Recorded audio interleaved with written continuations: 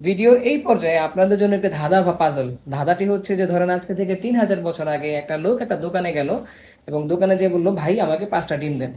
এখন প্রশ্ন হচ্ছে লোকটির দেশ কোথায়? আমরা যদি সহজ একটা ভগ্নাংশের কথা চিন্তা করি, 10/5, অ্যান্সার কি হবে? 2। ডিফারেন্ট ডিফারেন্ট ফ্র্যাকশনের জন্য প্রত্যেকে কয়টা করে পায় তা বোঝানো হয়, পার পার্সন কয়টা করে পায় সেই হিসেবটাই দেখানো হয়। রোমান সাম্রাজ্য সম্পর্কে নিশ্চয়ই আপনারা শুনে থাকবেন। ঈসা আলাইসাল্লাম আসারও প্রায় 700 থেকে 900 বছর পূর্বে ওই রোমান সাম্রাজ্যে এক ধরনের বিশেষ সংখ্যা ব্যবস্থার প্রচলন ছিল। সেই সংখ্যা ব্যবস্থায় 1 বোঝানো হতো এভাবে, 2 বোঝানো হতো ডাবল আই বা 2, 3 বোঝানো হতো ট্রিপল আই, 5 বলতো ভি এর মাধ্যমে, আর 4 বলতো 5-এর আগে 1 মানে 5-এর থেকে 1 কম। এরপর হচ্ছে ভি মানে 5, ভি আই হচ্ছে 6, আর ভি ডাবল আই হচ্ছে 7, এভাবে 8, 9, 10।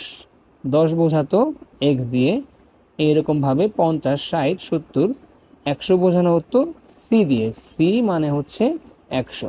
এর রোমান এক্সপ্রেশন ছিল হচ্ছে সেঞ্চুরি। সেঞ্চুরি শব্দটা আমরা সবাই ব্যবহার করি।